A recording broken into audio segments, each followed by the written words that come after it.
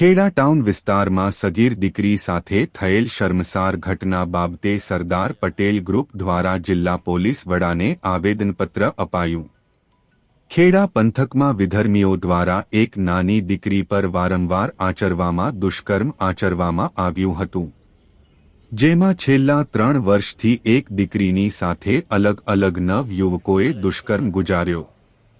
2 વર્ષ પહેલા મુખ્ય આરોપી પરવેઝ પઠાણે દીકરીને ફોસલાવી પ્રેમજાળમાં ફસાવી, બાદમાં પરવેઝના 8 મિત્રોએ પણ વારાફરતી સગીરા સાથે દુષ્કર્મ ગુજાર્યું હતું। ખેડા ટાઉન પોલીસ દ્વારા 9 વિધર્મી આરોપીઓ સામે ગંભીર કલમો અને પોક્સો હેઠળ ગુનો દાખલ કર્યો હતો, જેમાં પોલીસ દ્વારા 8 જેટલા આરોપીને ઝડપીને ઘટના સ્થળે રિકન્સ્ટ્રક્શન કરવામાં આવ્યું હતું। ત્યારે સરદાર પટેલ ગ્રુપ દ્વારા આરોપીઓને કડકમાં કડક સજા થાય તેને લઈ આવેદનપત્ર આપવામાં આવ્યું હતું। આ બાબતેના મધ્ય ગુજરાતના અધ્યક્ષ વિરાંગ પટેલે જણાવ્યું હતું કે સ્થાનિકો પાસેથી મળતી માહિતી અનુસાર આ દુષ્કર્મમાં 9 નહીં પરંતુ 15 થી 20 જેટલા આરોપીઓ આ ઘટનામાં સામેલ છે। મારું નામ વિરાંગ પટેલ છે, એસપીજી મધ્ય ગુજરાતનો અધ્યક્ષ છું।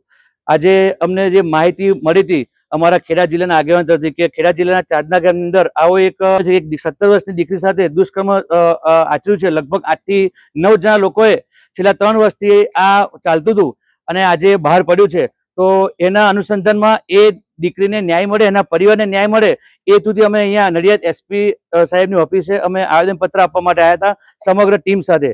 અને અમને એવું જાણવા મળ્યું છે કે 8 આરોપીને તો પકડી પાડ્યા છે, પણ એક ફરાર છે અને એ સિવાય વધુ અમને માહિતી જાણવા મળી કે આની અંદર બીજા ઘણા બધા સામેલ છે, 15 થી 20 જણા। તો એની સંપૂર્ણ ન્યાયિક તપાસ થવી જોઈએ, એ દીકરીના પરિવારને ન્યાય મળવો જોઈએ એવી અમે આશા રાખીએ છીએ અને ઝડપથી આ ફાસ્ટ કોર્ટની અંદર આ કેસ ચલાવવામાં આવે અને તાત્કાલિક આનો ન્યાય એ પરિવાર દીકરી છે એને મળવો જોઈએ એ અમે આશા રાખીએ છીએ। આપણે જાણકારી રહી કે વધારે આરોપીઓ છે?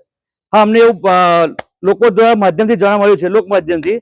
અમારી પાસે પર્સનલ માહિતી નથી, પણ લોકોના કહેવા પરથી અમને જાણવા મળ્યું કે અંદર ઘણા બધા સામેલ હોઈ શકે છે, કારણ કે આવું 3 વર્ષથી આ ચાલ્યું છે, એટલે આની પાસે કંઈક તો રંધાતું એવું અમને લાગી રહ્યું છે। હવે આગળ શું કરશો? આવેદન આપ્યું છે અમે, અને જો ન્યાયિક તપાસ ઝડપી તપાસ નહીં થાય તો આંદોલન કરવા જશે ઉગ્ર, તો પણ અમે રેડી છે એના માટે।